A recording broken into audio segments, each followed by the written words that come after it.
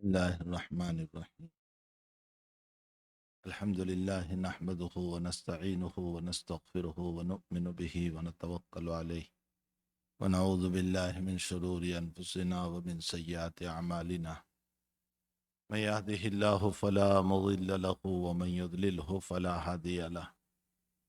ونشهد أن لا إله إلا الله وحده لا شريك له ونشهد أن سيدنا ومولانا محمدا عبده ورسوله. أما بعد أعوذ بالله من الشيطان الرجيم. بسم الله الرحمن الرحيم. ما آتاكم الرسول فخذوه وما نهاكم عنه فانتهوا. وقال النبي صلى الله تعالى عليه وسلم: عليكم بسنتي وسنة الخلفاء الراشدين المهديين، او كما قال صلی اللہ تعالی علیہ وسلم. بزرگان محترم، معزز بھائیو، دوستو عزیزو،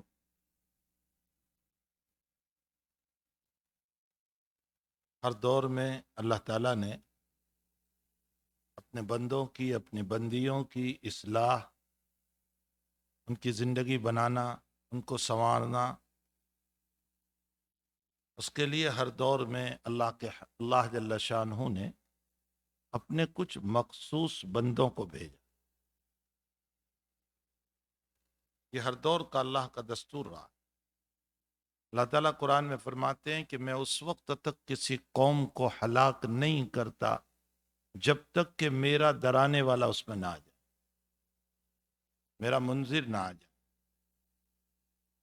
اللہ کہتا ہے کہ میں بلا دلیل کے کسی کو ہلاک نہیں کرتا، اس میں میرا ڈرانے والا میں بھیجتا ہوں. اسی ڈرانے والے کو نبی کہا جاتا ہے، رسول کہا جاتا ہے. رسولوں کی تعداد 313 ہے، 313. نبیوں کی تعداد 1,00,000 سے زیادہ ہے. 1,24,000 ایک روایت میں آیا، اس سے زیادہ بھی آیا. اس لیے محققین یہ فرماتے ہیں کہ جب ایمان لائیں تو یہ نہ کہیں کہ میں 1,24,000 پر ایمان لایا، بلکہ یوں کہیں کہ میں انبیاء پر ایمان لایا. بس مطلق. وہ انبیاء 1,00,000 بھی ہو سکتے، اس سے زیادہ بھی ہو سکتے، اس سے زیادہ بھی ہو سکتے. تو ہر دور میں اللہ تعالیٰ نے ڈرانے والوں کو بھیجا. اس سلسلے کو اللہ جل شانہ نے ختم فرمایا: سیدنا و امامنا محمد الرسول اللہ صلی اللہ تعالی علیہ وسلم. اور آپ آخری نبی،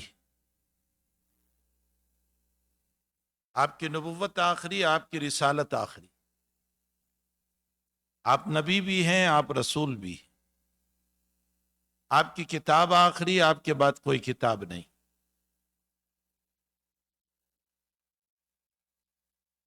اور اسی لیے تمام نبیوں کو اللہ تعالیٰ کچھ دلائل دے کر بھیجتا ہے. ان دلائل کو معجزات کہا جاتا. معجزات نبی کے ہاتھ میں نہیں ہوتے. یہ نہیں ہے کہ کوئی یہ کہے کہ آپ یہ معجزہ بتا دے اور نبی آپ کو بتا دے. ایسا نہیں ہو سکتا. اللہ جب چاہتا ہے جس نبی کے ہاتھ پر، اس کو ظاہر کرتا ہے. لیکن معجزہ دلیل نبوت ہے، نبوت کی دلیل ہوتا. اور انسان کو اپنے کمالات اور اپنے نبوت اور رسالت کو ظاہر کرنے کے لیے معجزے کو بتانا ضروری ہوتا ہے. اس لیے انبیاء کو مکلف بنایا کہ اپنے معجزات بتاؤ، ظاہر کرو اپنے معجزات، چھپانا نہیں.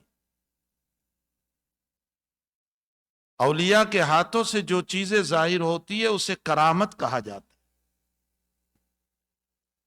لیکن اولیاء کو کہا گیا کہ کرامتوں کو چھپاؤ، اس کو بیان نہیں کرنا. اللہ ہے کہ کبھی کوئی ضرورت پیش آ جائے اور کوئی ولی بیان کر دے، ورنہ اولیاء اللہ کو کہا گیا کہ کرامتوں کو چھپاؤ. اس لیے کہ تمہارے لیے اپنی ولایت کو ظاہر کرنے کے لیے کسی دلیل کو پیش کرنے کی ضرورت نہیں۔ ولی کون ہوتا ہے؟ چلیے ایک بات آئی، ولی کون ہوتا ہے؟ علامہ رومی رحمۃ اللہ علیہ فرماتے ہیں کہ اگر کوئی سمندر میں پانی پر مصلی بچھا کر کے نماز پڑھے اس سے ولایت ثابت نہیں ہوتی، اور کوئی آسمانوں میں مصلی بچھائیں اس سے ولایت ثابت نہیں ہوتی۔ سید الطائفہ جنید بغدادی رحمۃ اللہ علیہ فرماتے ہیں نبی کی سنتوں پر زندگی گزارے وہ ولی ہے، چاہے کوئی کرامت ظاہر نہ ہو، کوئی کرامت اس سے ظاہر نہ ہو، لیکن وہ ولی ہے۔ قرآن میں ہے الا ان اولیاء اللہ لا خوف علیہم ولا هم یحزنون۔ اللہ کے جو ولی ہوتے ہیں نا ان پر کوئی خوف بھی نہیں ہوتا اور نہ دلوں میں کوئی غم ہوتا ہے۔ الذین آمنوا وکانوا یتقون، کون؟ جو ایمان لائے اور اللہ کا در اختیار کیا۔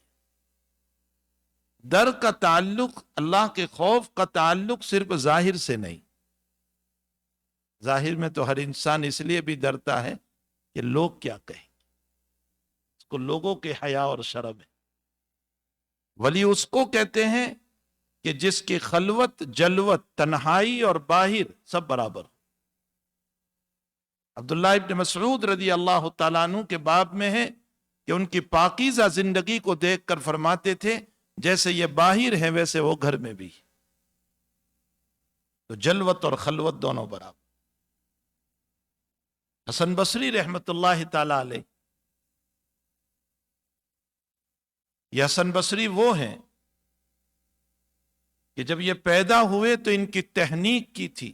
تحنیک، بچہ پیدا ہوتا ہے تو ذرا سا لعاب یا کھجور منہ میں لگایا جاتا ہے، اس کو تحنیک، یہ سنت ہے۔ نبی علیہ الصلوۃ والسلام نے اپنے صحابہ کی اولاد کو کیا ہے، نیک فالی لیتے ہوئے کہ اللہ اولاد کو ایسی بنائے نیک، یہ سنت ہے۔ حسن بصری کی تحنیک فرمائی حضرت عمر رضی اللہ تعالی، اور آپ کی والدہ باندی تھی، خادمہ تھی، ام سلمہ رضی اللہ تعالی عنہا کی، اور ام سلمہ زوجہ رسول صلی اللہ علیہ وسلم، تو حضور کے گھر میں پیدا ہو۔ حضرت عمر نے آپ کی تحنیک کی اور تحنیک کے موقع پر ایک دعا دی، اللہم فقہہ فی الدین وحببہ الی الناس۔ بہت پیاری دعا، اے اللہ اس بچے کو دین کا فقیہ بنا۔ مفتی اور چیز ہے، فقیہ اور چیز ہے۔ فقیہ وہ ہیں جس کی طبیعت میں فقہ رچ بس جائے، اس کو فقیہ کہا جاتا۔ اللہم فقہہ فی الدین، اے اللہ اس کو دین کا فہم عطا فرما، وحببہ الی الناس، اور لوگوں میں اس کو محبوب بنا دے۔ بہت بڑی دعا ہے، وحببہ الی الناس، اس لیے کہ علم کتنا ہی ہو اگر لوگوں کے دلوں میں محبت نہ ہو تو کوئی فائدہ نہیں اٹھا سکتا۔ اللہ ان کو لوگوں میں محبوب بنا دے۔ ایک کتاب ہے مسلسلات، ابھی میں نے پوری کرائی، ابھی 12 بجے ہی ختم ہوئی۔ اس میں ہے اللہ کے 40 نام بے طریق صوفیہ، یعنی صوفیہ اس کو کس طرح پڑھتے تھے۔ تو اس روایت میں ہے کہ تعالیٰ جل شانہ نے خود ان ناموں کے پڑھنے کا طریقہ سیدنا ادریس علیہ السلام کو بتایا تھا، اس کے بعد موسیٰ علیہ السلام کو بتایا، اس کے بعد جناب محمد الرسول اللہ صلی اللہ علیہ وسلم کو بتایا کہ اس کو اس طرح پڑھو۔ اللہ کے 40 نام ہیں۔ اور غزوہ احزاب کے موقع پر، غزوہ خندق کے موقع پر حضور پاک صلی اللہ علیہ وسلم نے اسی طرح پر ان ناموں کو پڑھا اور اللہ نے کامیابی عطا فرمائی۔ شاہ ولی اللہ صاحب رحمۃ اللہ علیہ لکھتے ہیں کہ اس طریق پر اگر پڑھو گے اور اللہ سے دعا کرو گے، اللہ ضرور تمہاری دعاؤں کو قبول کرے۔ تو بے طریق صوفیہ، صوفیہ کے طریق پر۔ تو حضرت حسن بصری رحمۃ اللہ علیہ متقی اور ابرار کی تعریف کرتے ہیں کیا تعریف کرتے؟ فرمایا کہ متقی اور ابرار اس کو کہتے ہیں الذین لا یؤذون الضر ولا یرضون الشر، جو چونٹی کو بھی تکلیف نہ پہنچائے اور جو خود تو برائی نہ کرے لیکن دوسروں کی برائی پر راضی بھی نہ ہو، اس کو کہتے ہیں ابرار، اس کو متقی کہتے ہیں، جو چونٹی کو بھی تکلیف نہ پہنچے۔ تعریف سمجھنا، آج میری ذات سے خود میرے گھر میں تکلیف پہنچ رہی، کبھی بیوی کو، بچوں کو، والدین کو، بہن کو، بھائی کو، خود میری ذات سے تکلیف ہو رہی، میرے نیبر کو، میرے پڑوسی کو، دوست و احباب کو، مجلس کو، روزانہ۔ فرمایا جو چونٹی کو بھی تکلیف نہ پہنچائے۔ سلیمان علیہ السلام جا رہے ہیں اور چونٹیوں نے آپس میں باتیں کی اور یہ کہا کہ سلیمان کا لشکر آ رہا ہے، وہ اپنے پاؤں کے نیچے ہمیں رون ڈالے گا، جلدی سے اندر زمین میں چلی جاؤ۔ اور سلیمان آواز سن رہے ہیں، ان کی بات سمجھ رہے ہیں۔ 19ویں پارے میں اللہ نے بیان کیا، وقالت نملۃ یا ایھا النمل ادخلوا مساکنکم لا یحطمنکم سلیمان وجنودہ وہم لا یشعرون فتبسم ضاحکا، سلیمان علیہ السلام ہنس رہے ہیں ان کی باتوں کو سن کر۔ وقال رب اوزعنی ان اشکر، روایتوں میں ہے کہ سلیمان علیہ السلام بارش کی دعا کے لیے نکلے تو دیکھا کہ ایک چونٹی اپنے اگلے دونوں پاؤں کو یوں کھڑے کر کے اللہ سے دعا کر رہی ہے اور کہہ رہی ہے کہ ان انسان گنہگاروں کی وجہ سے اللہ تو ہمیں محروم نہ کر۔ روایت میں ہے کہ سلیمان علیہ السلام نے فرمایا کہ چلو واپس، ہمیں دعا کی کوئی ضرورت نہیں، اللہ نے چونٹی کی دعا کو قبول کر لیا۔ نبی ہے، آپ انداز لگائیں، نبی ہے، اور یہ کہہ رہے ہیں الذین لا یؤذون الضر، جو چونٹی کو بھی تکلیف نہ پہنچائے، ولا یرضون الشر، اور خود تو برائی نہ کریں، دوسروں کی برائی پر خوش بھی نہ ہو، میں خود تو برائی نہ کروں۔ امام غزالی نے لکھا ہے کہ ایک بزرگ کے باب میں کہ راستے میں جا رہے تھے، پیشاب آیا اور پیشاب کے اندر بلڈ آنے لگا، خون آنے لگا، 1 مرتبہ 2 مرتبہ۔ شاگردوں نے اور مریدوں نے کہا کہ حضرت کسی حکیم کو بتا دیں، اس زمانے میں حکما تھے، حکیم تھے، ڈاکٹر نہیں تھے، کسی ڈاکٹر سے بتا دے۔ فرمایا نہیں۔ بار بار بلڈ آنے لگا، فرمایا ڈاکٹر کو بتا دے، فرمایا نہیں۔ مسئلہ یہ ہے کہ جب ہم چل رہے تھے تو میں نے ایک جوان کو دیکھا کہ وہ کھڑا کھڑا پیشاب کر رہا تھا، تو میں نے اس سے یوں کہا کہ پیارے، بلا ضرورت اگر تجھے کوئی تکلیف نہ ہو تو بیٹھ کر پیشاب کر۔ اس نے کہا چھوڑو سنتوں کو، اس نے جو سنت کی نفی کی اس کا بوجھ میری طبیعت پر پڑا تو میرا پیشاب بلد میں بدل گیا۔ ولا یرضون الشر، خود تو برائی نہ کریں، دوسروں کی برائی پر خوش بھی نہ ہو۔ آج میرا آپ کا حال یہ ہے کہ دنیا بھر کی برائی ہو رہی ہے، خود میرا بچہ نماز نہیں پڑھ رہا ہے لیکن میری پیشانی پر بل نہیں آ رہا ہے، کوئی فرق نہیں پڑا۔ معاصی میں، گناہوں میں ہمارے سامنے اس نبی کی سنتوں کو مٹایا جا رہا ہے۔ کوئی کہہ رہا ہے میں اللہ کو نہیں مانتا، کوئی کہہ رہا ہے میں نبی کو نہیں مانتا۔ کس نے کہا کہ یہ سنت ہے؟ اور افسوس یہ ہے کہ بعض لوگ بیانات ایسے کرنے لگے کہ جس کے اندر یہ ہے کہ فرض فرض، واجب واجب، اگر ادا کر لو تو بھی نماز ہو جاتی ہے، سنت کی ضرورت کیا ہے؟ اس کا مطلب یہ نکلا کہ امت کو سنت سے دور کیا جا رہا ہے، جبکہ اللہ جل شانہ نے قرآن میں فرمایا ان کنتم تحبون اللہ فاتبعونی یحببکم اللہ، اگر تم اللہ کی محبت چاہتے ہو تو نبی علیہ السلام کی اتباع کرو۔ یحببکم اللہ، 2 انعام ملیں گے۔ یحببکم اللہ، اللہ تم سے محبت بھی کرنے لگے گا، وَيَغْفِرْ لَكُمْ ذُنُوبَكُمْ، اور اللہ تمہارے گناہوں کو معاف بھی کر دے گا۔ تو نبی کی اتباع میں سب کچھ ہے، حضور پاک صلی اللہ علیہ وسلم کی اتباع میں سب کچھ ہے۔ سبحان ربی الاعلیٰ نہ پڑھو نماز ہو جائے گی، سبحان ربی العظیم نہ پڑھو نماز ہو جائے گی، اللہ اکبر نہ بولو نماز ہو جائے گی، یہ سب سنتوں سے دور کرنے کی باتیں۔ کیوں ہم امت کو یہ تعلیم نہیں دیتے کہ نماز اعلیٰ کامل اور مکمل بنے گی نبی کی اتباع سے؟ کیا نبی علیہ السلام یہ نہیں کہہ سکتے تھے کہ ان موٹی موٹی چیزوں کو ادا کر لو تمہاری نماز ہو گئی؟ پھر آپ کو اپنی نماز میں سبحان ربی الاعلیٰ کبھی کبھی زور سے پڑھ کر امت کو کیوں بتایا؟ فرمایا نبی کی اتباع میں اللہ کی محبت بھی ہے اور اللہ کی مغفرت بھی ہے۔ امام بخاری رضی اللہ تعالیٰ عنہ نے بخاری جلد ثانی میں ایک باب قائم کیا ہے اور یہ آیت لا کر کے بتایا ہے کہ محبت لوگ مانگتے ہیں اللہ کی، لیکن سنت پر نہیں چلتے۔ اگر سنت پر چلو گے تو اللہ کی محبت ملے گی، اور محبت وہی ہے کہ المکۃ من اللہ، جو اللہ کی طرف سے چلے۔ اسی لیے میں نے آیت پڑھی ما آتاکم الرسول فخذوا، جو رسول دیں وہ لے لو، اور رسول جن باتوں سے منع کرے اسے نہ کرو۔ عبداللہ ابن مسعود رضی اللہ تعالیٰ عنہ نے فرمایا کہ لعنت ہو اس عورت کے اوپر جو یہ بال نکالتی ہے، جو یہاں پھول بناتی ہے، سب ٹیٹو بناتے ہیں، اس پر لعنت ہو۔ مدینے میں ایک عورت یہ کام کرتی تھی،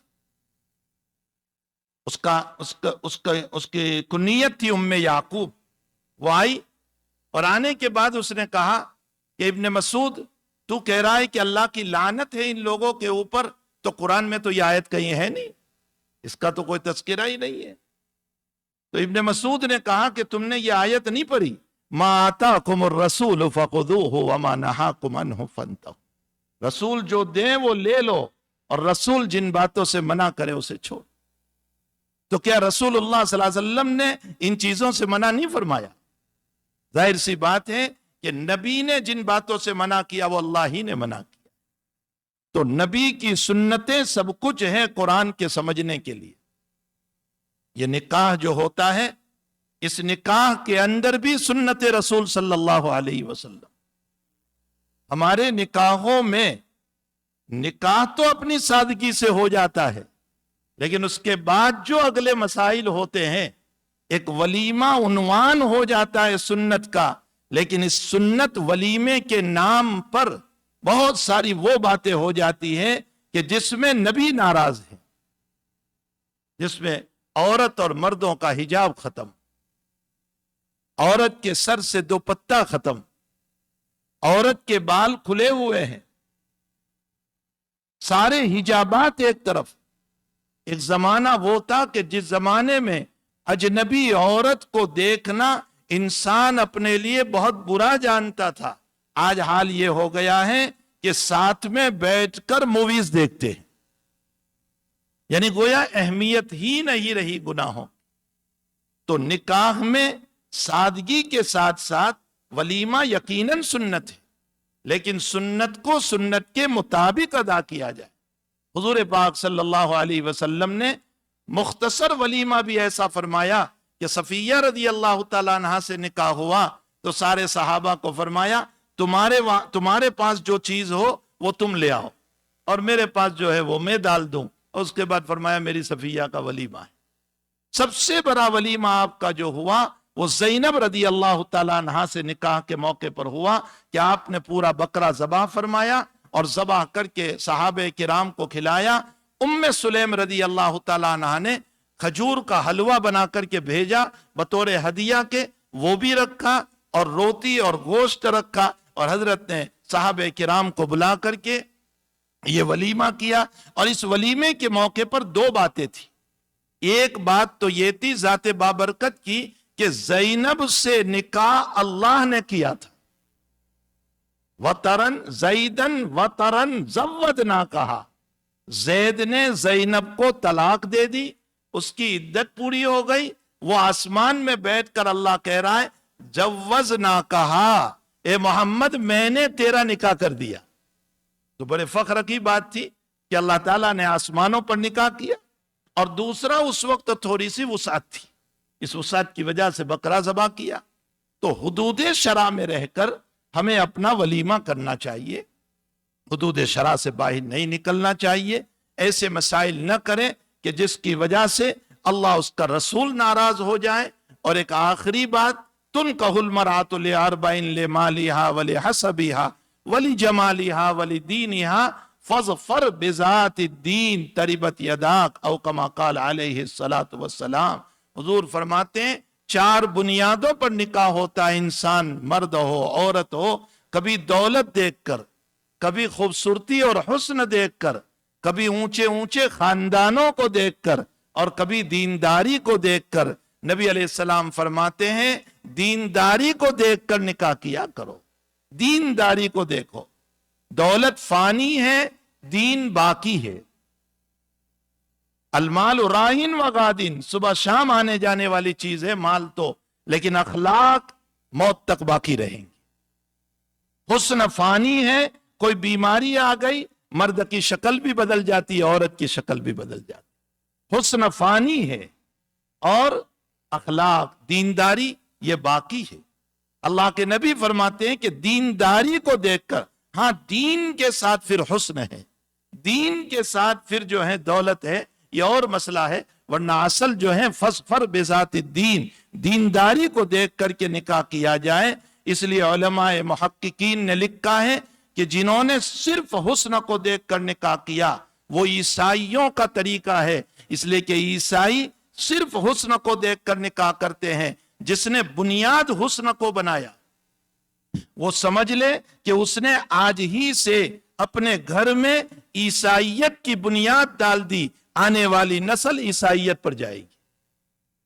اور جس نے صرف دولت کو دیکھ کر نکاح کیا اس نے، یہ طریقہ یہودیت ہے، اس نے اپنے گھر میں یہودیت کے طریقے کو داخل کر دیا، آنے والی نسل طریقہ یہودیت پر جائے گی۔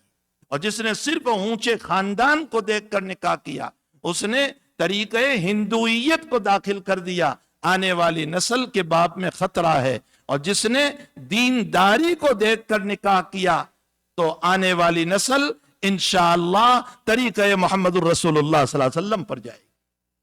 اللہ جل شانہ ہماری زندگیوں میں ہمیں محمد الرسول اللہ صلی اللہ علیہ وسلم کے مبارک طریقوں کو، مبارک زندگی کو دل و جان کے ساتھ اپنانے کی، غمی ہو خوشی ہو، اچھے حالات برے حالات، کرہن جس حالت میں بھی ہو، نبی کی سنتوں پر رہیں، انشاءاللہ تعالی اللہ کی طرف سے کامیابی ہوگی، محبت ہوگی، مغفرت ہوگی۔ وصلی اللہ علی النبی الکریم برحمتک یا ارحم الراحمین۔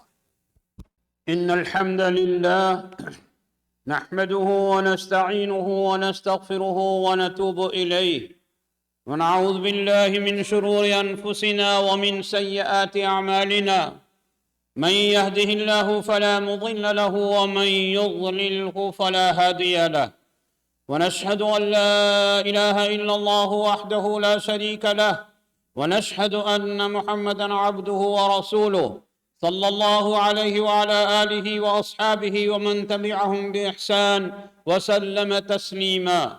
أما بعد، فيا أيها الناس اتقوا الله سبحانه وتعالى واشكروه أن خلق لكم من أنفسكم أزواجا لتسكنوا إليها وجعل بينكم مودة ورحمة إن في ذلك لآيات لقوم يتفكرون. إن الزواج نعمة عظيمة من الله بها على عباده ذكورهم وأناثهم، أحله لهم بل أمرهم به ورغبهم فيه، فقال سبحانه وتعالى: فانكحوا ما طاب لكم من النساء مثنى وثلاث ورباع، فإن خفتم ألا تعدلوا فواحدة أو ما ملكت أيمانكم.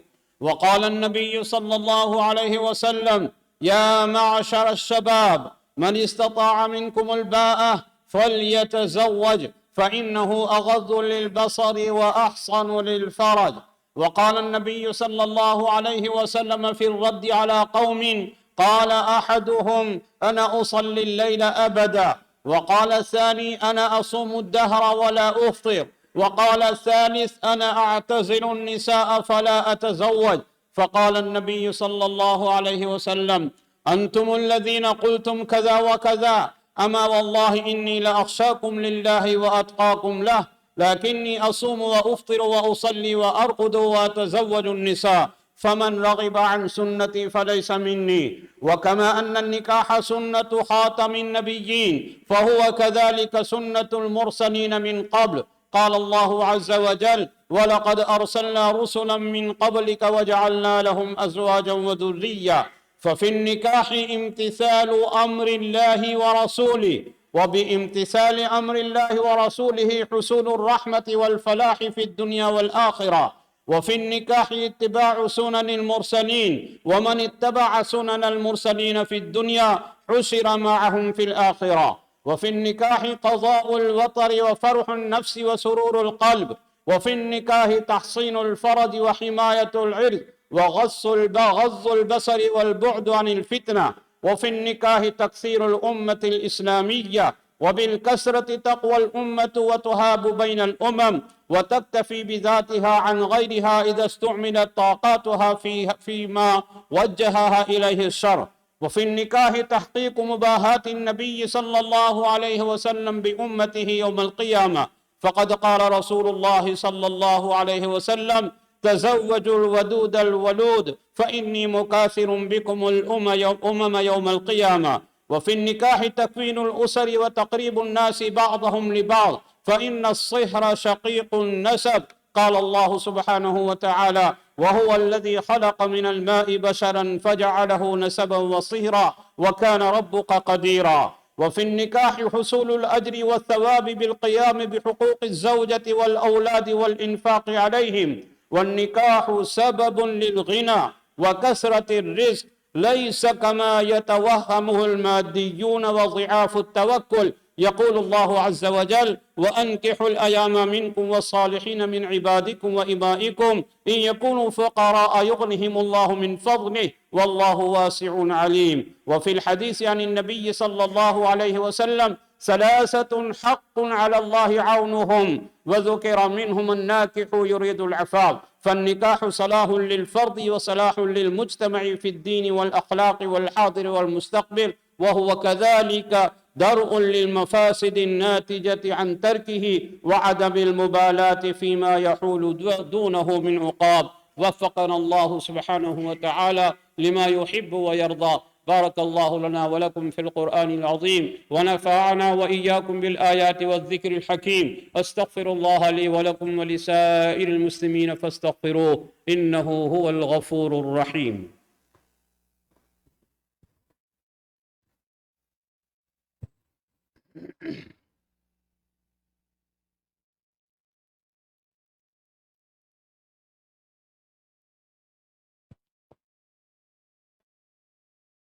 الحمد لله نحمده ونستعينه ونستغفره ونؤمن به ونتوكل عليه، ونعوذ بالله من شرور أنفسنا ومن سيئات أعمالنا. من يهده الله فلا مضل له ومن يضلله فلا هادي له، ونشهد أن لا إله إلا الله وحده لا شريك له، ونشهد أن سيدنا ونبينا ومولانا محمدا عبده ورسوله صلى الله تعالى عليه وعلى آله وأصحابه وبارك وسلم تسليما كثيرا كثيرا. أما بعد، فقد قال الله سبحانه وتعالى مخبرا وآمرا: إن الله وملائكته يصلون على النبي يا أيها الذين آمنوا صلوا عليه وسلموا تسليما. اللهم صل على محمد عبدك ورسولك، وصل على المؤمنين والمؤمنات والمسلمين والمسلمات، خصوصا على أمير المؤمنين سيدنا أبي بكر الصديق رضي الله تعالى عنه، وعلى أمير المؤمنين سيدنا عمر بن الخطاب رضي الله تعالى عنه، وعلى أمير المؤمنين سيدنا عثمان بن عفان رضي الله تعالى عنه،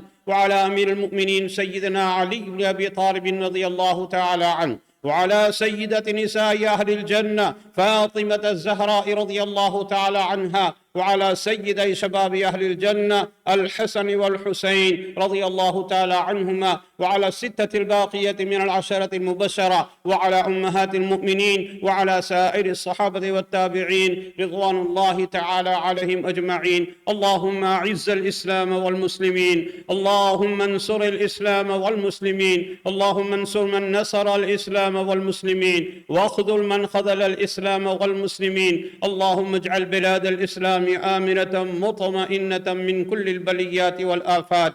ربنا تقبل منا إنك أنت السميع العليم وتب علينا إنك أنت التواب الرحيم برحمتك يا أرحم الراحمين والحمد لله رب العالمين. أعوذ بالله من الشيطان الرجيم. إن الله يأمر بالعدل والإحسان وإيتاء ذي القربى وينهى عن الفحشاء والمنكر والبغي يعظكم لعلكم تذكرون فاذكروني أذكركم واشكروا لي ولا تكفرون.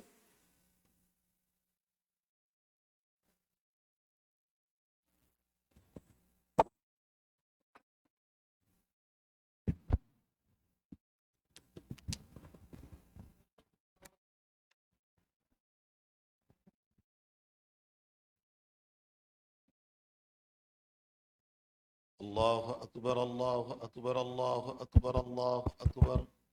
أشهد أن لا إله إلا الله أشهد أن لا إله إلا الله أشهد أن محمد رسول الله أشهد أن محمد رسول الله. حي على الصلاة حي على الصلاة حي على الفلاح حي على الفلاح. قد قامت الصلاة قد قامت الصلاة. الله أكبر الله أكبر. لا إله إلا الله.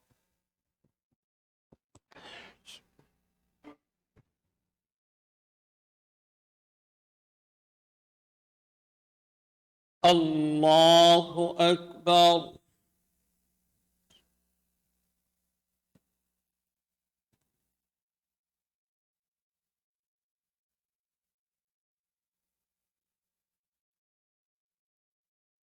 الحمد لله رب العالمين الرحمن الرحيم مالك يوم الدين.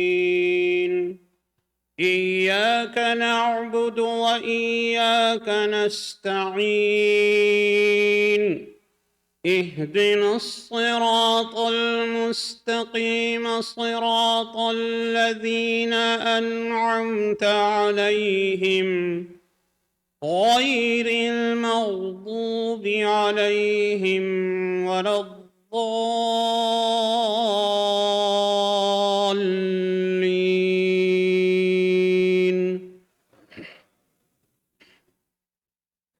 يا أيها الذين آمنوا اتقوا الله وقولوا قولا سديدا يصلح لكم أعمالكم ويغفر لكم ذنوبكم ومن يطع الله ورسوله فقد فاز فوزا عظيما.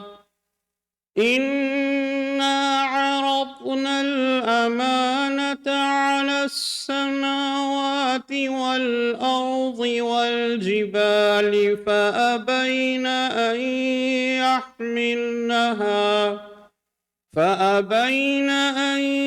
يحملنها وأشفقن منها وحملها الإنسان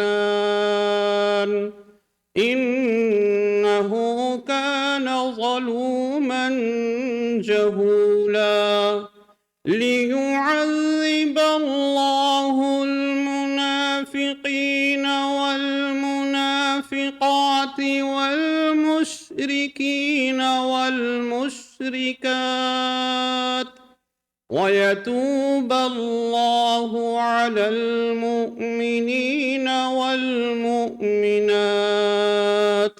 وكان الله غفورا رحيما. الله أكبر.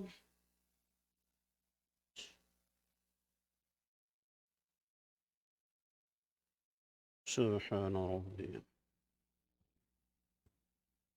سمع الله لمن حمده. الله أكبر.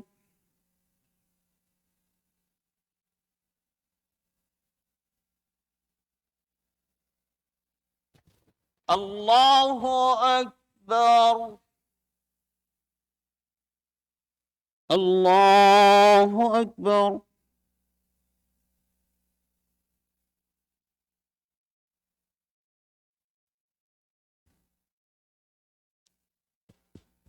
الله أكبر.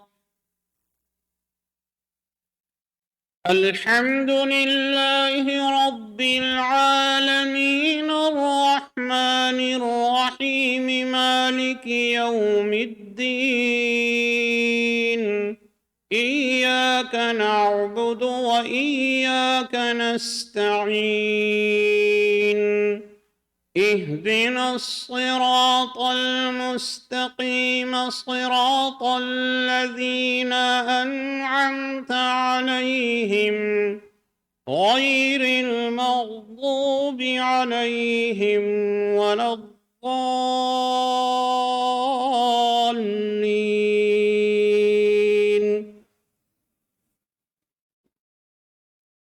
يا أيها الذين آمنوا توبوا إلى الله توبة نصوحا عسى ربكم أن يكفر عنكم سيئاتكم ويدخلكم جنات تجري من تحتها الأنهار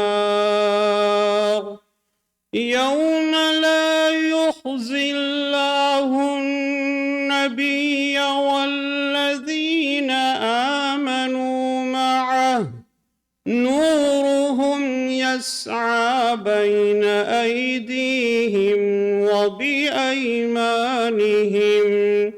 يقولون ربنا أتمم لنا نورنا واغفر لنا إنك على كل شيء قدير. الله أكبر.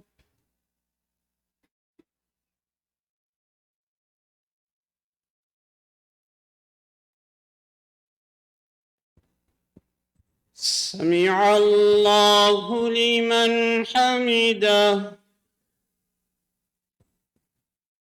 الله أكبر.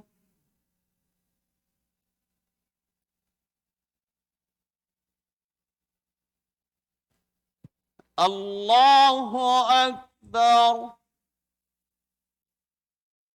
الله أكبر. سبحان ربي الأعلى. الله أكبر.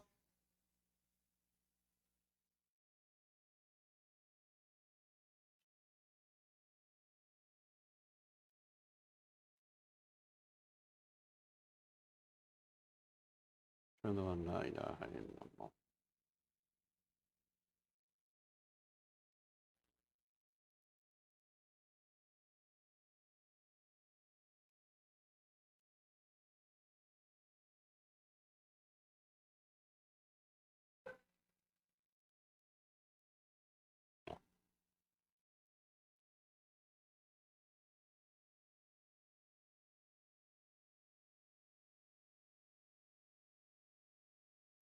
السلام عليكم ورحمة الله. السلام عليكم ورحمة الله. استغفر الله. استغفر الله. لا إله إلا الله. الحمد لله رب العالمين والصلاة والسلام على رسوله سيدنا محمد وآله وأصحابه أجمعين. ربنا ظلمنا أنفسنا وإن لم تغفر لنا وترحمنا لنكونن من الخاسرين. ربنا لا تزغ قلوبنا بعد إذ هديتنا وهب لنا من لدنك رحمة إنك أنت الوهاب. ربنا اغفر لنا ولإخواننا الذين سبقونا بالإيمان ولا تجعل في قلوبنا غلا للذين آمنوا ربنا إنك رؤوف رحيم. اللهم إنا نسألك علما نافعا ورزقا واسعا وعملا صالحا وإيمانا مستقيما وفضلا دائما وشفاء من كل داء. اللهم اشفنا واشف مرضى المسلمين.